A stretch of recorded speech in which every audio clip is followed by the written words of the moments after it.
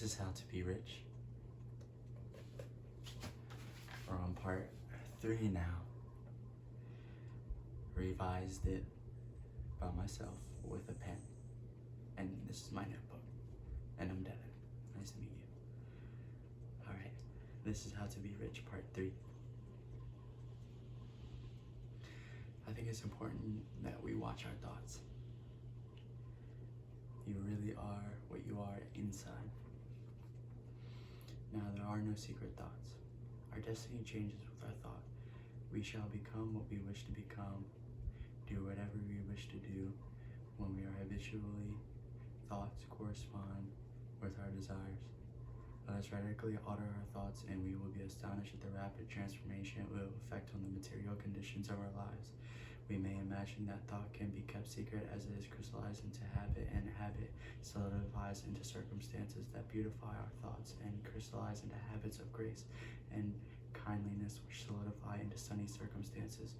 Pure thoughts crystallize into habits of temperance and self-control, which solidify into circumstances of repose and peace. Thoughts of courage, self-reliance, and decision crystallize into strong habits, which solidify into circumstances of success, plenty, and freedom. Energetic thoughts crystallize into habits of cleanliness and industry, which solidify into circumstances of pleasantness, gentleness, and forgiving thoughts, which crystallize into habits of gentleness, which crystallize into habits of protectiveness and preservative circumstances. Loving and unselfish thoughts crystallize into habits of self-forgetfulness for others, which solidify into circumstances of sure abiding prosperity and true riches. A particular train of thought persisted in good must pass to produce its results on the character and circumstances.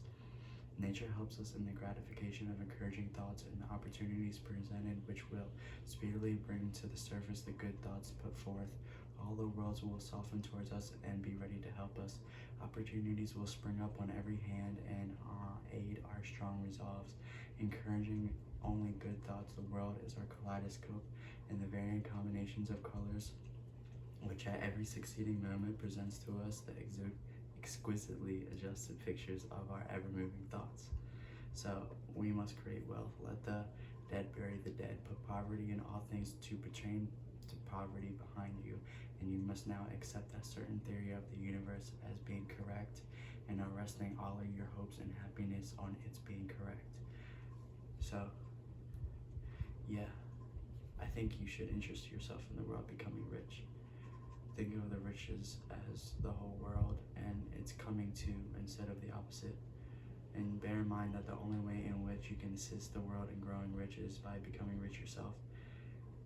And by becoming rich yourself, you must be on the creative method, giving all your attention wholly to the riches, thinking of everything as to be congratulated. Others will catch this impression and you may seek to find the way out.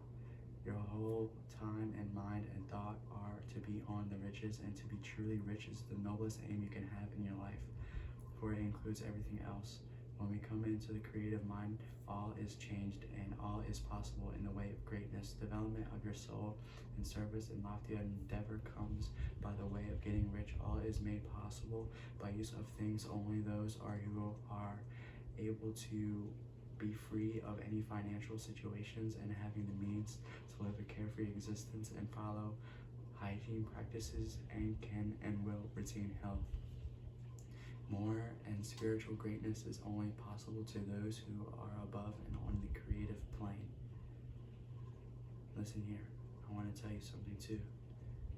Greatness is only for the creative.